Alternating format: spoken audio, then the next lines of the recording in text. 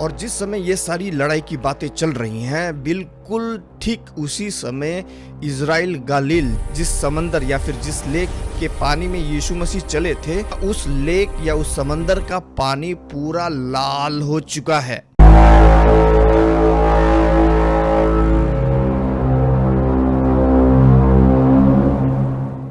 अभी अभी ऑफिशियली इस बात का कंफर्मेशन मिला है कि रशिया और चाइना अंत समय की लड़ाई के लिए बिल्कुल तैयार हैं। यानी कि बाइबल की भविष्यवाणी बहुत ही जल्द पूरी होने वाली है।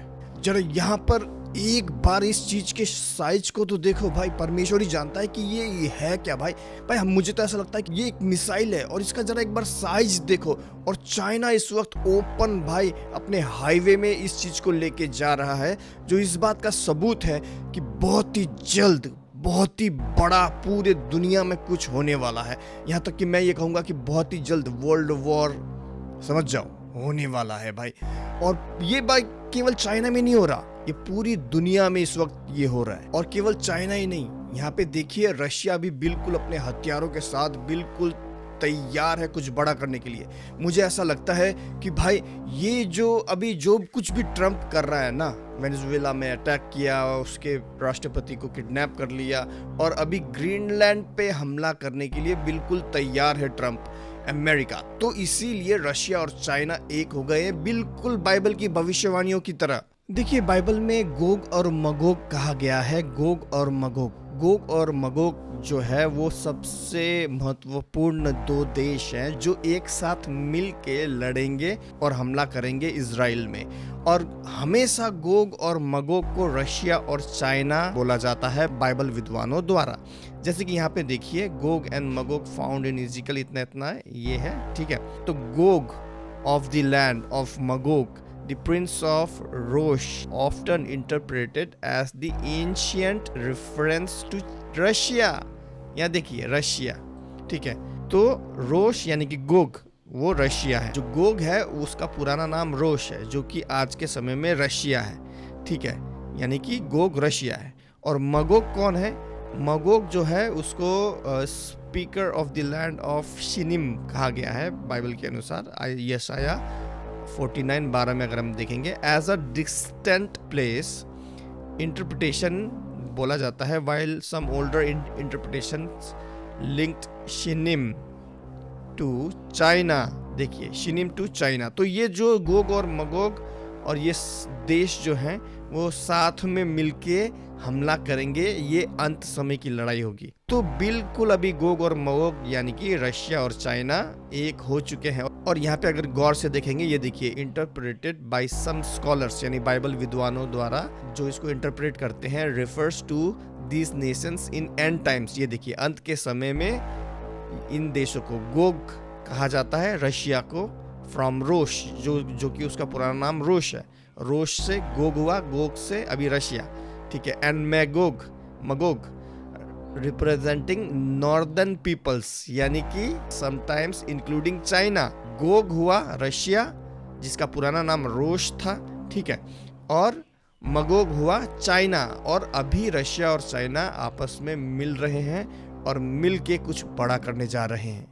इस वक्त हम बिल्कुल नहीं जानते कि आगे क्या होने वाला है। यहाँ तक कि भाई हम ये अंदाजा लगा सकते हैं, क्या पता आज, कल या इस महीने या अगले साल बहुत ही जल्द ये लड़ाई शुरू हो जाए, जो कि बाइबल में पहले ही बता दिया गया इस लड़ाई के विषय में, गोग और मगोग की लड़ाई के विषय में। क्या पता भाई एक बटन दबाने की ही देरी क्यों ना हो, क्योंकि जो चीज ट्रम्प ने कहा है ना, जिस वजह से भाई ये पूरा देश अपना मिलिट्री पावर भाई इकट्ठा कर रहा है। भाई एक जगह में एकदम बॉर्डर में सब लोग जा रहे हैं ताकि हमला कर सके, लड़ाई के लिए तैयारी हो रही है पूरे देशों में। तो ट्रम्प ने ऐसा क्या कहा जिस वजह से सारे देश, विशेष करके रशिया और चाइना भाई मिलिट्री पावर इकट्ठा कर रही है, यानी कि लड़ाई बहुत जल्द होने वाला है। क्या ऐसा कहा ट्रम्प ने, चलिए सुनते हैं। We are going to do something on Greenland, whether they like it or not, because if we don't do it, Russia or China will take over Greenland, and we're not going to have Russia or China as a neighbor. तो यहाँ पे Trump साफ साफ कह रहा है कि हमें ग्रीनलैंड में, यानी अमेरिका को ग्रीनलैंड में हमला करना पड़ेगा। अगर हम हमला नहीं करेंगे ना, तो गोग और मगोग यानी कि रशिया और चाइना हमला कर देंगे और ग्रीनलैंड ले लेंगे। तो इससे अच्छा कि गोग और मगोग रशिया और चाइना ग्रीनलैंड ले लें, उससे पहले हम ग्रीनलैंड ले लेते हैं। तो अभी भाई अमेरिका, रशिया, चाइना के बीच में भाई घमासान होने जा रहा है ग्रीनलैंड के लिए कि ग्रीनलैंड को हम लेंगे। क्यों? ट्रम्प को ग्रीनलैंड इसलिए चाहिए क्योंकि ग्रीनलैंड की जमीन में बहुत सा यूरेनियम पड़ा हुआ है, मिलियन टन्स है। उस यूरेनियम का क्या किया जाता है? यूरेनियम एक ऐसा पदार्थ है जिससे भाई एटम बॉम्ब यानी कि न्यूक्लियर बॉम्ब बनाया जा सकता है।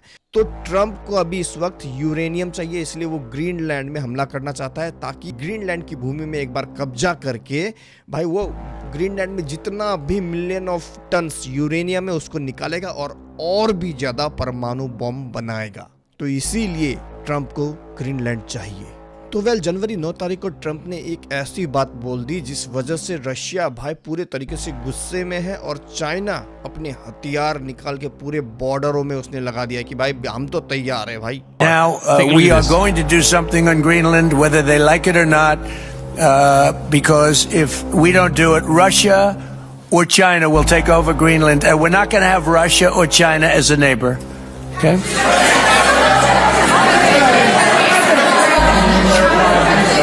I would like to make a deal, the easy way, but if we don't do it the easy way, we're going to do it the hard way.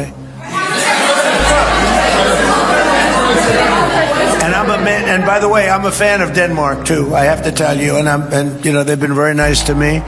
I'm a big fan, but the fact that they had a boat land there 500 years ago doesn't mean that they own the land. I'm sure we had lots of boats go there also, but we need that. तो एक बार फिर से Trump फिर से कहता है कि भाई अगर हमने हमला नहीं किया ग्रीनलैंड पे, अगर हमने ग्रीनलैंड को नहीं लिया ना, तो रशिया और चाइना ग्रीनलैंड ले लेंगे।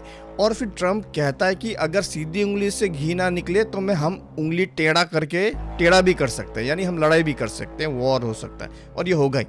और फिर ट्रम्प कहता है कि भाई हमारे भी वहाँ बोट जाते हैं, उन्होंने भी भाई अपना बोट लेके, अपना नाव लेके गए और भाई उस जगह को अपना बना लिया। कहना क्या चाहता है कि भाई तुम बस ऐसा क्लेम नहीं कर सकते, बल्कि खुद अमेरिका ने रेड इंडियंस का भाई जगह कब्जा करके रखा है। अमेरिका उनका नहीं है, उन्होंने खुद कब्जा करके रखा है। लेकिन देखो ये खुद भाई बोल रहे हैं वहाँ अपना जहाज लेके गए और वो जगह अपना बना लिया, और वहाँ हमारे भी जहाज जाते हैं, तो वो लोग ऐसा क्लेम नहीं कर सकते।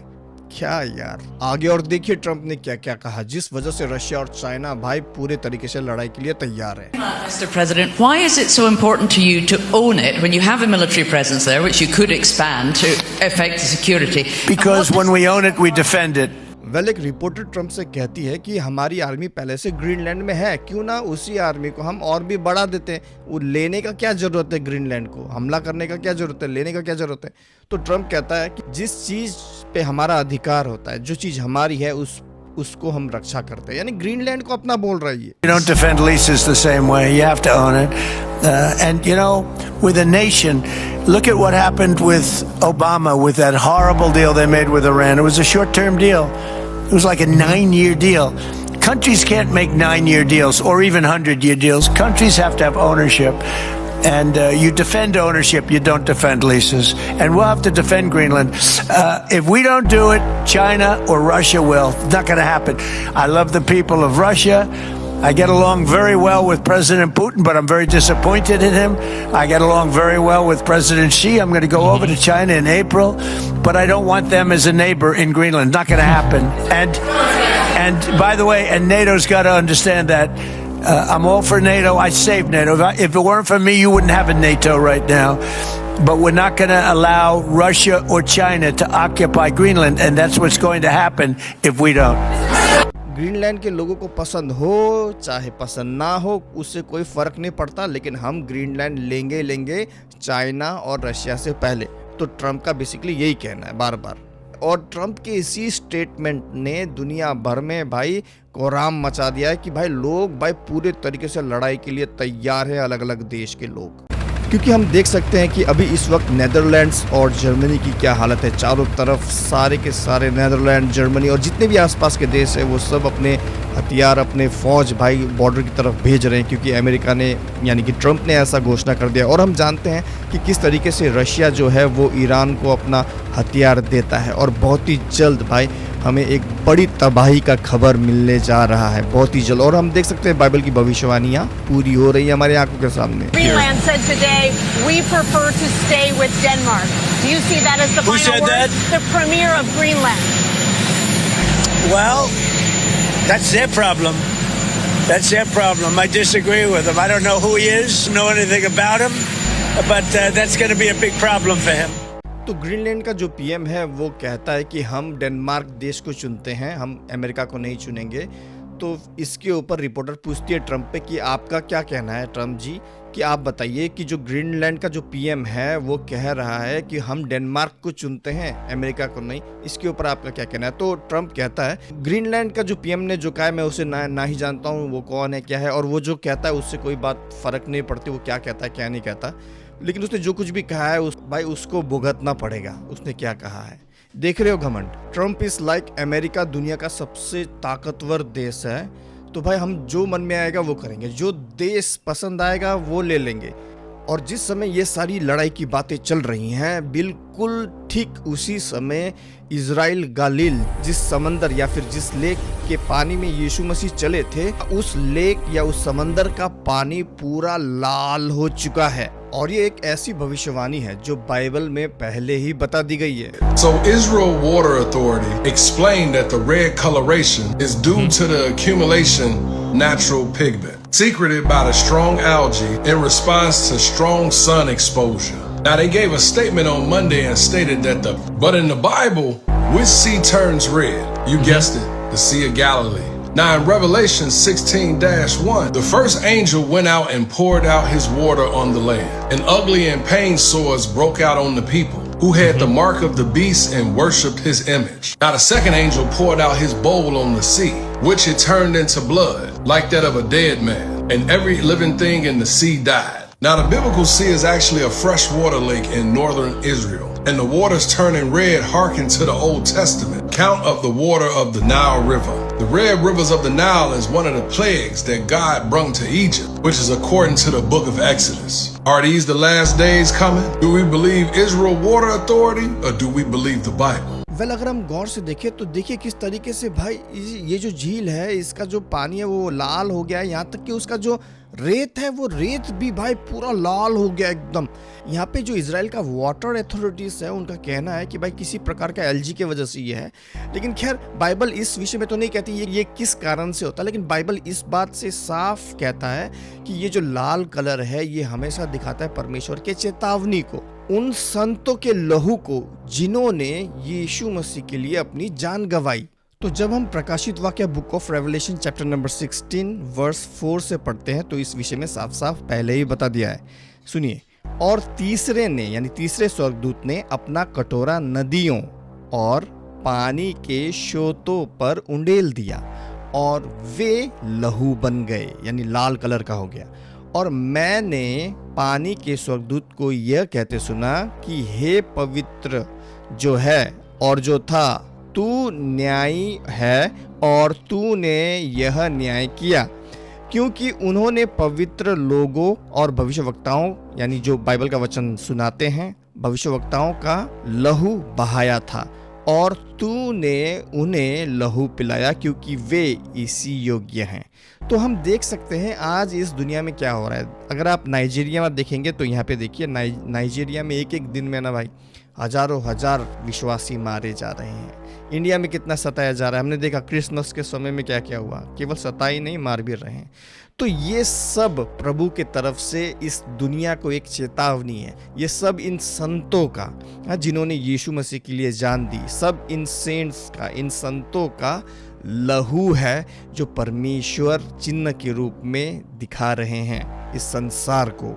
तो हम देख सकते हैं किस तरीके से बाइबल की भविष्यवाणियां बिल्कुल हमारे आंखों के सामने पूरी हो रही है। यहाँ तक कि ट्रंप बिल्कुल ओपन बोलता है कैमरा के आगे कि अगर मैं चाहूं तो मैं चाइना को चुटकियों में तबाह कर सकता हूं। खुद सुनिए। You see it, it's happening. They have some cards. We have incredible cards, but I don't want to play those cards. If I played those cards, that would destroy China. I'm not going to play those cards. इतना ही नहीं, Trump ने doomsday plane को भी deploy कर दिया है। Doomsday plane एक ऐसा प्लेन है जिसका अगर हिंदी में मैं ट्रांसलेट करूं तो कयामत के दिन का प्लेन कह सकते हैं। यानी कि ये एक ऐसा प्लेन है भाई जो न्यूक्लियर हमले को भी यानी कि परमाणु हमले को भी सह सकता है। इस प्लेन को 50 साल बाद ट्रंप ने डिप्लॉय किया है। क्यों? मान लीजिए कि अगर न्यूक्लियर हमला होता है, अगर कोई परमाणु हमला होता है, तो भाई ये प्लेन में इतना दम है ना, ये प्लेन की टेक्नोलॉजी इतनी एडवांस है कि भाई ये परमाणु हमले को भी सह सकता है। इतना ही नहीं बल्कि परमाणु हमले से जो रेडिएशन निकलता है, परमाणु हमले का रेडिएशन भी इस डूम्सडे प्लेन यानी कयामत के दिन का प्लेन को कोई नुकसान नहीं पहुंचाता। और भाई ये प्लेन बनाया ही इसलिए गया है कि जब परमाणु हमला होगा तब जो राष्ट्रपति है अमेरिका का, वो इस प्लेन में बैठ के बिल्कुल सेफ रहेगा, उसे कोई नुकसान नहीं होगा। इसलिए बनाया गया था ये प्लेन डूम्सडे प्लेन यानी कि कयामत के दिन का प्लेन। और भाई अभी हम देख सकते हैं ये अभी डिप्लॉय कर दिया गया है 50 साल बाद। भाई आप सोच सकते हैं कि हम किस तरफ जा रहे हैं कि और आगे क्या होने वाला है। For the first time in its more than 50-year operational history, the Boeing 747 E-4B Nightwatch, widely known as the Doomsday Plane, was seen at Los Angeles International Airport on Thursday evening. The rare appearance of this airborne command center has quickly drawn attention. The aircraft, designed to operate during nuclear conflict and national emergencies, has been spotted in the skies, raising serious questions about the timing and purpose of its movement. Why now, and what prompted its presence over one of America's cities? और ये हम अच्छे से जानते हैं कि इस वक्त ईरान की क्या हालत है। ईरान का जो करेंसी है ना, उनका जो पैसा है वो बिल्कुल $0 हो गया है। वो गिरते गिरते इतना गिर गया कि भाई $0। आज ईरान का 1 रुपया डॉलर के मुकाबले कुछ भी नहीं है, बिल्कुल जीरो है, जीरो। यहाँ तक ईरान का जो पब्लिक है वो अपने ही गवर्नमेंट के खिलाफ हो गए हैं। और हम देख रहे हैं भाई बहुत कुछ बड़ा इस वक्त हो रहा है इस दुनिया में। Turn on protesters rallying against the country's spiraling economic crisis. Mass anti-government demonstration. That if they do anything bad to these people, we're going to hit them very hard. Iranian Ayatollahs and those leadership, you're pledging to the people of Iran that you will come to their aid. I've said it very loud and very clear. Yeah, that's what we're going to do. His comments come as Iran imposes a blackout on internet and phone services. तो इस वक्त Iran में ना wifi है ना बिजली है, तो कुछ भी नहीं है, जिस वजह से भाई पूरा वहाँ का सरकार भी ठप पड़ चुका है। और वहाँ के जो लोग हैं जो ईरान के, वो भाई अपने ही सरकार के खिलाफ विद्रोह कर रहे हैं, प्रोटेस्ट कर रहे हैं। इधर उधर चारों तरफ से हम देख सकते हैं कोई शांति बिल्कुल नहीं है। मैंने पहले भी कहा था कि अब जो है शांति बिल्कुल नहीं होगी, अब अशांति बढ़ते ही जाएगी, बढ़ते ही जाएगी। मैंने ये तब कहा था जब पहली बार रशिया ने यूक्रेन पे हमला किया था। और अब ये भी खबर आ रही है कि रशिया ने भी अपना डूम्सडे रेडियो यानी कि कयामत का रेडियो चालू कर दिया है। तो ये रशिया का डूम्सडे रेडियो है भाई। ये जो है भाई, ये रेडियो क्या करता है कि इनक्रिप्टेड कोड्स को पढ़ता है, समझता है और उसको भाई इनक्रिप्ट करता है। बहुत ही बड़ा कुछ होने वाला है। तो रशिया का ये जो डूम्सडे रेडियो है यानी कि कयामत के दिन का रेडियो है, ये बस हमेशा एक्टिव रहता है, मतलब ये हमेशा लगा रहता है। ठीक है, कोई भी देश, विशेष करके अमेरिका, अगर भाई इनक्रिप्टेड मैसेजेस भेजता है, इनक्रिप्टेड मतलब आम लोग नहीं समझ सकते, और ही तरीके से मैसेजेस भेजा जाता है, विशेष करके जब कहीं आक्रमण किया जा रहा हो, तो ऐसे समय में वो इनक्रिप्टेड मैसेज को पढ़ लेता है, मतलब पकड़ लेता है, और पकड़ के उसे फिर डिक्रिप्ट करते हैं लोग। ठीक है, तो भाई अभी ये डूम्सडे रेडियो यानी कि ये कयामत का रेडियो रशिया ने चालू कर दिया है, और वहाँ पे अमेरिका ने डूम्सडे प्लेन यानी कयामत के दिन का प्लेन डिप्लॉय कर दिया है। तो सोचिए अभी हम कहाँ जा रहे हैं। बहुत ही जल्द बहुत बड़ा कुछ होने जा रहा है, बहुत ही जल्द। तो ट्रम्प के पास इतनी हिम्मत कहाँ से आ रही है भाई कि वो भाई सीधा देशों पे जाके अटैक कर दे रहा है और प्लानिंग भी कर रहा है। और रशिया और चाइना दोनों देश जो कि खुद सुपर पावर देश है, उनसे टक्कर लेने की सोच रहा है। कैसे भाई? एक तो पहले से ही ट्रम्प धनवान व्यक्ति है, पैसे वाला व्यक्ति है, बिलियनियर है, ऊपर से दूसरा मिलियनियर भी ट्रंप को पैसा दे रहा है। डेल कंपनी के सीईओ माइकल डेल और उनकी पत्नी जो इस वक्त अभी ट्रंप के साथ है, जी हाँ वही डेल कंपनी जिसका लैपटॉप आपके पास भी होगा शायद, वो ट्रंप को देती है $6.2 मिलियन। और अभी इस वक्त ये वीडियो बहुत ज्यादा वायरल जा रही है कि भाई लोग कह रहे हैं कि भाई ये जो माइकल डेल जो है उसकी जो पत्नी है वो कोई आम इंसान नहीं है बल्कि एक रेप्टेलियन है, शेप शिफ्टर है। Has gone viral on social media, with many asking, who is she? It's Susan Dell, the wife of billionaire and Dell CEO Michael Dell. अगर आप ध्यान से देखेंगे डेल कंपनी का जो मालिक है यानी जो सीईओ है माइकल डेल, उसकी पत्नी सूजन डेल को अगर ध्यान से देखेंगे तो बिल्कुल अजीब बर्ताव कर रही है। देखिए किस तरीके से हाथ वाथ रखे हैं, किस तरीके से मुस्कुरा रही है और उसकी आंख को जरा गौर से देखिए और देखिए कैसे उसके मुंह में मतलब एक अजीब सा एक निशान मार्क टाइप का बन रहा है और ये बिल्कुल रेप्टेलियन की तरह बन रहा है। इसलिए बहुत से लोग इसे रेप्टेलियन कह रहे हैं। यानी इन रेप्टेलियंस ने क्या किया, ट्रंप को फंड किया। और अगर आपको नहीं मालूम है कि रेप्टेलियन क्या होता है तो अभी आपको बता देता हूँ। मतलब कुछ लोगों का ऐसा मानना है कि इस पृथ्वी में इंसान के अलावा रेप्टेलियंस भी रहते हैं जो इंसान का भेष धारण करके रहते हैं और वो जो है वो शैतान के पुजारी हैं असल में। और उन्हीं रेप्टेलियंस ने इंसान को ये सारा ज्ञान दिया है, हथियार वथियार का ये सारा चीज़, ऐसे कुछ लोग मानते हैं। और मानते हैं कि अभी जितने भी बड़े बड़े कंपनी है, जो कुछ भी है, ये सब का कंट्रोल, टोटल कंट्रोल, यानी जो इल्यूमिनाटी है यानी जो शैतान को पूजने वाले ग्रुप्स हैं, उन सब का जो हेड है वो रेप्टेलियंस है। रेप्टेलियंस द्वारा ही सब कुछ शुरुआत हुआ ऐसा मानते हैं। और इसी का चिन्ह हमें अमेरिका के डॉलर्स में भी देखने को मिलता है, वन आई सिंबलिज्म। तो बहुत से लोगों का ये कहना है कि माइकल डेल की पत्नी सूजन डेल एक रेप्टेलियन है जो कि शैतान की पुजारी है और उन्होंने जानबूझ के ट्रंप को $6 मिलियन का डोनेशन दिया ताकि वो भाई इस पृथ्वी में लड़ाई ये सारा चीज लेके आए। तो सूजन डेल रेप्टिलियन है या नहीं वो तो हम नहीं कह सकते, लेकिन इतना तो पक्का है कि चाइना अभी इस वक्त भाई बहुत बड़े बड़े हथियार शो कर रहा है। और शो ही नहीं भाई, अपने बॉर्डरों पे जाके इसको स्थापित कर रहा है। अब सोचिए इतना बड़ा बॉम्ब भाई अगर फट जाए तो क्या हाल होगा इस पृथ्वी का। भारत छोड़ो भाई, इस पृथ्वी का क्या हाल होगा, इतना बड़ा विशालकाय बॉम्ब। हम जानते हैं कि अमेरिका ने वेनेजुएला में अटैक कर दिया है, कब्जा कर लिया है, उसके प्रेसिडेंट को भी भाई किडनैप कर लिया है और वेनेजुएला में अपना कब्जा जमा लिया है क्योंकि वेनेजुएला में बहुत ही ज्यादा पेट्रोल है, वहां पे तेल बहुत ज्यादा है। तो भाई अभी चाइना ने million and billion of dollars लगाया है वेनेजुएला में, वेनेजुएला के तेल के लिए। अभी चाइना तो चुपचाप नहीं बैठने वाला ना, चाइना कुछ ना कुछ करेगा। उसका मिलियन पैसा वेनेजुएला में लगा हुआ है और अमेरिका ने वेनेजुएला को कब्जा कर लिया है, तो चाइना को तो अपना पैसा चाहिए ना, कुछ ना कुछ तो होगा भाई। इतना तो पक्का है भाई, ये सारी चीजें जो हो रही है इस दुनिया में सब कुछ मिल के यही साबित कर रही है कि बाइबल सत्य है और बाइबल की भविष्यवाणियां अभी हमारे आंखों के सामने पूरी होती जा रही है, धीरे धीरे करके। इन अंतिम दिनों में भाई हम सच में जी रहे हैं। और मैं इतना ही चाहूंगा कि आप कृपया करके इस वीडियो को लाइक कीजिए और नीचे एक कमेंट कर दीजिए प्यारा सा, जैसा भी आपको ठीक लगे। अगर प्यारा सा करना तो कीजिए, वरना जैसा भी आपको ठीक लगे कमेंट जरूर कीजिए। क्यों? क्योंकि जब आप लाइक और कमेंट करते हैं तो वो वीडियो और भी लोगों तक पहुंचता है, यूट्यूब रिकमेंड करता है और लोगों को कि देखो ये वीडियो। उससे क्या होगा, और भी लोगों को पता चलेगा कि इस दुनिया में क्या क्या हो रहा है, कैसे बाइबल की भविष्यवाणियां सच होती जा रही है हमारे आंखों के सामने।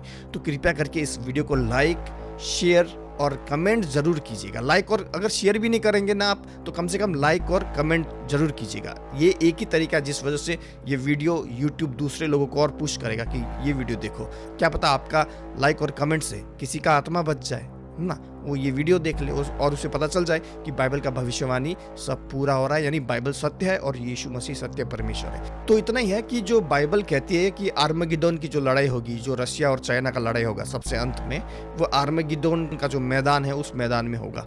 ठीक है, इसके ऊपर मैं पहले वीडियो बना चुका हूँ। अगर आप देखना चाहते हैं तो अंत में आपको दिखाई देगा, तो आप कृपया करके वो वीडियो क्लिक करके देख लीजिएगा। और भी इस विषय में मैंने वीडियो बनाया है काफ़ी।